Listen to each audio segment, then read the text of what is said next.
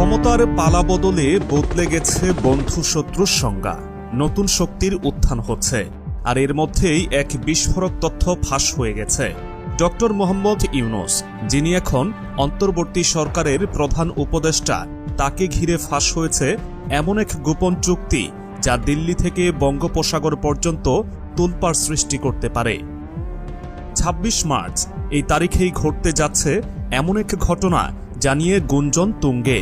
মহান স্বাধীনতা দিবসে শ্রদ্ধাঞ্জলি জানানোর পর বিকেলে ডক্টর মোহাম্মদ ইউনূস চীনের উদ্দেশ্যে রওনা হচ্ছেন।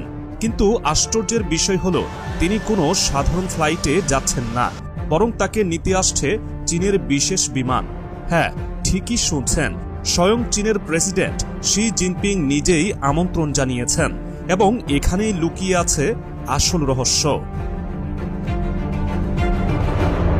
এটা কোনো সাধারণ রাষ্ট্রীয় সফর নয়। এই সফর বদলে দিতে পারে বাংলাদেশের সামরিক এবং কূটনৈতিক অবস্থান। ২৮ মার্চ অন্তর্বর্তী সরকারের প্রধান উপদেষ্টা ডক্টর মোহাম্মদ ইউনূস সরাসরি বৈঠকে বসছেন শি জিনপিংয়ের সঙ্গে।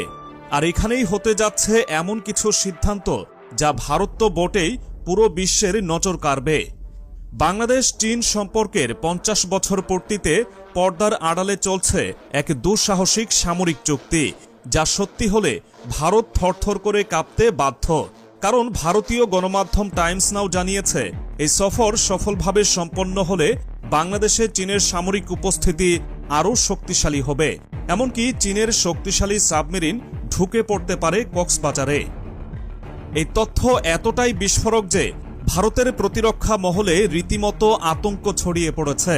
কক্সবাজারের গভীর সমুদ্রে যদি চীনের শক্তিশালী সাবমেরিনের ঝাঁক প্রবেশ করে, তাহলে ভারতীয় প্রতিরক্ষা মহলে যে গগনবিদারী আতঙ্ক ছড়িয়ে পড়বে তা কল্পনাও করতে পারছেন।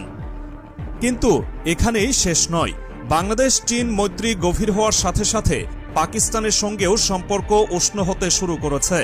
একে একে সামরিক বৈঠক, সামরিক মহড়া এবং নৌবাহিনীর যৌথ কার্যক্রম সব মিলিয়ে বাংলাদেশ এক নতুন জোটের দিকে এগিয়ে যাচ্ছে। সাম্প্রতিক সময়ে বাংলাদেশের সামরিক বাহিনীর শীর্ষ কর্মকর্তারা পাকিস্তান সফর করেছেন এবং সেখানে তারা বৈঠক করেছেন পাক সেনাপ্রধান ও আইএসআই প্রধানের সঙ্গে। শুধু তাই নয়, বাংলাদেশের বন্দরে পাকিস্তানি জাহাজ ভিড়ছে, যা স্পষ্টতই একটি নতুন সামরিক শক্তির উত্থানের ইঙ্গিত। আগামী এপ্রিল মাসে বাংলাদেশ সফরে আসতে পারেন পাকিস্তানের উপপ্রধানমন্ত্রী ইসহাক দার। এই সফর বাংলাদেশের অর্থনীতি, নিরাপত্তা এবং সামরিক শক্তি বৃদ্ধিতে গুরুত্বপূর্ণ ভূমিকা রাখতে পারে। এতদিন যারা মনে করেছিল বাংলাদেশ পাকিস্তানকে ভুলে গেছে, তারা বড় ভুল করেছে। এখন বাংলাদেশ আবার তার হারিয়ে যাওয়া ভাইকে ফিরে পেয়েছে এবং সেই সম্পর্ক আরও মজবুত হচ্ছে। কিন্তু ভারতের জন্য এটি দুঃস্বপ্নের চেয়ে কম কিছু নয়। ভারত এখন একদম কোণঠাসা। শেখ হাসিনার প্রত্যাবাসন ইস্যুতে মোদি প্রশাসন নিশ্চুপ। সম্পর্ক পুনর্গঠনের কোনো উদ্যোগ নেই। উল্টো গোপনে এজেন্টদের বাংলাদেশে পাঠানোর পরিকল্পনায় বাড়ছে উত্তেজনা। ভারত কি তাহলে বাংলাদেশকে হারাতে চলেছে? বাংলাদেশ কি সত্যি ভারতের হাত ছেড়ে চীন পাকিস্তান জোটে প্রবেশ করছে?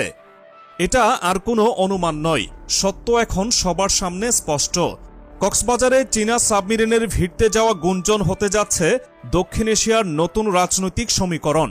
পাকিস্তানের সঙ্গে সামরিক বন্ধন আরও শক্ত হচ্ছে। বাংলাদেশ আর কারও ছায়ায় নয়, বরং নিজের শক্তি নিয়েই নতুন বিশ্ব ব্যবস্থার দিকে এগিয়ে যাচ্ছে। এবার প্রশ্ন নয়, বাস্তবতা দেখুন। বাংলাদেশের ইতিহাসের অন্যতম গুরুত্বপূর্ণ পরিবর্তন আসন্ন। ভারত কি এর প্রতিক্রিয়ায় কোনো পদক্ষেপ নেবে?